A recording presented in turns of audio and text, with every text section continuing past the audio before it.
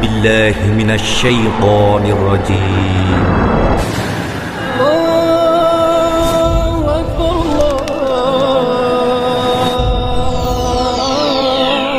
الله أكبر.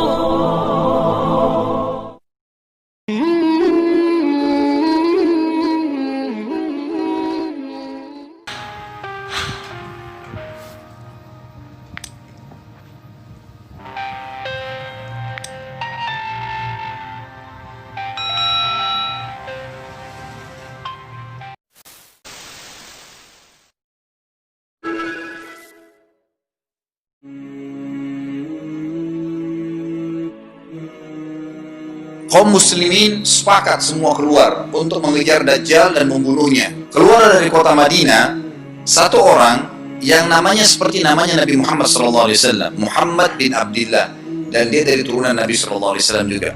Kata Nabi SAW akan keluar nanti ya, seseorang dari kota Madinah, dari keturunanku yang namanya seperti nama Muhammad bin Abdullah, juga sama posternya, parasnya seperti aku, sama dengan Nabi SAW, persis alisnya, rambutnya, kulitnya dari turunan Nabi SAW, tapi dari asli kota Madinah.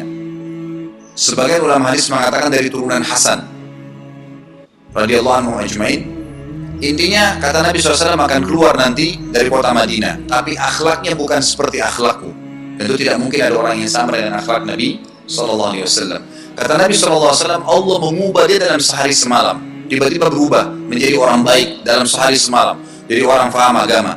Lalu orang-orang pun akan datang kepadanya dari masyarakat Madinah berkata, engkau adalah turunan Rasulullah SAW, pimpinlah kami berperang melawan Dajjal. Maka dia pun menolak. Dia menolak awalnya, kemudian dia menuju ke Mekah diikuti dengan 300 orang pertama dari kota Madinah. Sampai di Mekah, setelah selesai dia tawaf, maka seluruh muslimin menunjuknya sambil mengatakan, engkau harus memimpin kami.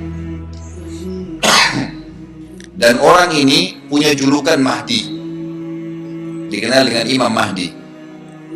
Inilah tanda-tanda kiamat yang kedua. Setelah Dajjal keluar, buat kerusakan di muka bumi tadi selama 40 hari itu atau setahun lebih, kemudian keluarlah tanda-tanda kiamat kedua pada saat dia sudah tiba di kota Babulut di Israel. Keluarlah si Mahdi ini. Pada saat dia tiba di Mekah, dibaiatlah oleh banyak kaum muslimin, tidak disebutkan jumlah pasukannya. Maka terbentuklah pasukan jihad yang mengejar Dajjal menuju ke Palestina. Lalu keluar tanda-tanda kiamat 3, langsung berentetan semua. Pada saat pasukan Imam Mahdi dengan pasukan jihad itu tiba di Darul Baydha namanya, menara kota putih yang ada menara putihnya, dan itu sekarang di negeri Syam, tepatnya di Damaskus, ibu kota Syria. Sebagian ulama mengatakan Masjid Jami' Syam, karena memang menaranya berwarna putih. Hadis menyebutkan di menara itulah, di masjid itulah Imam Mahdi mampir sholat asar bersama pasukannya, dan sudah dekat. Syam, negeri Syam, masuk di dalamnya wilayah itu adalah Israel, ya sekarang Palestina, kemudian Syria, dan ini masjid ada di Syria, di Damaskus. Pada saat itulah datang tanda-tanda kiamat besar yang ketiga, yaitu turunnya Nabi Isa alaihissalam. Kata Nabi SAW dalam hadis Bukhari, hadis Muslim, hadis Sahih semuanya, dikatakan Isa alaihissalam akan turun sambil memegang kedua sayapnya malaikat, dan dari rambutnya yang basah meneteskan air. Pegang sayap malaikat turun, dan semua muslimin waktu itu menyaksikan. Ya masih hidup zaman itu menyaksikan, dan ini wahyu, penyampaian, pasti terjadi. Maka dia pun turun, lalu kemudian dia masuk, dan orang-orang pada saat itu mengenalnya kalau dia adalah Isa, dan mereka sudah tahu ini masanya turunnya, keluarnya Dajjal, ini Mahdi sudah ada, mereka tahu akan turun Isa, sudah ada informasi seperti yang disampaikan ke Bapak Ibu sekarang, itu mungkin muslimin di zaman itu sudah tahu semua. Maka Isa pun alaihissalam waktu itu dipersilakan oleh Mahdi untuk jadi imam, maka dia pun mengatakan tidak, imam dari kalangan kalian. Dan kata Nabi SAW, ini kemuliaan bagi umat ini karena Nabi sholat di belakang umat ini. Semestinya kalau ada Nabi, pasti Nabi jadi imam, tidak mungkin digantikan oleh manusia biasa. Tapi waktu itu Imam Mahdi menjadi imam dan Nabi Isa sholat di belakangnya. Baik, sholatlah mereka, kemudian mereka menuju ke Palestina. 3 tanda-tanda kiamat sekaligus terjadi. Pada saat menuju ke Palestina, tiba di pintu gerbang Babulut. Dan di wilayah Babulut ini, kata Nabi SAW, nanti Isa akan masuk dan membunuh Dajjal. Dan setelah membunuh Dajjal, maka seluruh pengikut Dajjal dari kaum Yahudi akan bersebaran sembunyi di bawah batu dan pohon, di atas batu dan di bawah pohon. Semuanya batu dan pohon itu akan berbicara kepada setiap pasukan mujahidin, berkata, wahai muslim, ini Yahudi di atas saya atau di bawah saya. Batu bilang ini Yahudi yang sembunyi, yang pohon mengatakan, ya muslim, ini Yahudi, bunuhlah dia. Maka dibunuhlah orang-orang Yahudi tersebut yang menjadi pengikut Dajjal oleh kaum muslimin, kecuali satu pohon, namanya pohon Garqat. Pohon Garqat ini pohon yang daunnya kadang-kadang agak kering dan ada duri-duri, ya, batangnya ada durinya. Subhanallah, pohon ini dikenal dengan pohon Yahudi karena satu-satunya pohon yang tidak akan bicara nanti adalah pohon ini.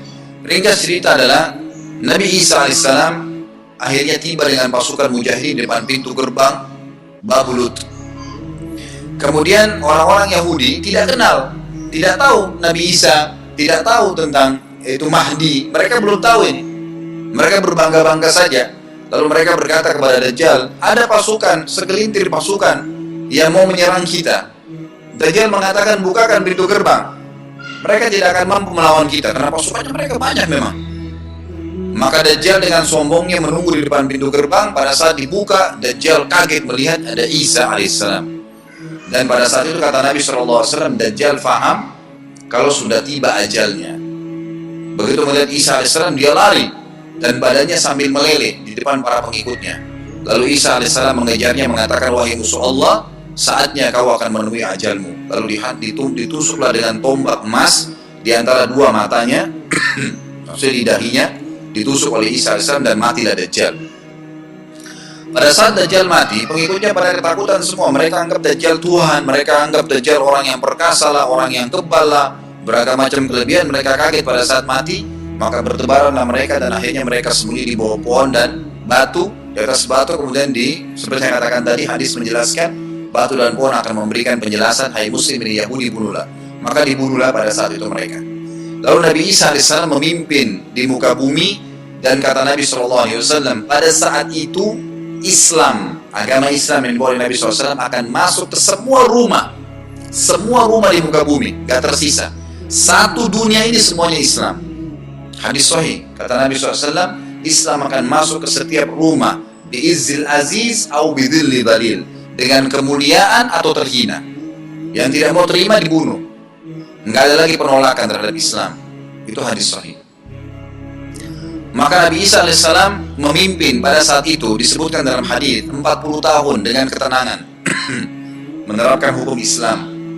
Kata Nabi SAW, bagaimana awal umat ini bisa sesat sementara aku yang pimpin, dan bagaimana akhir umat ini bisa sesat sementara yang pimpin mereka Isa dengan menjalankan hukum-hukumku.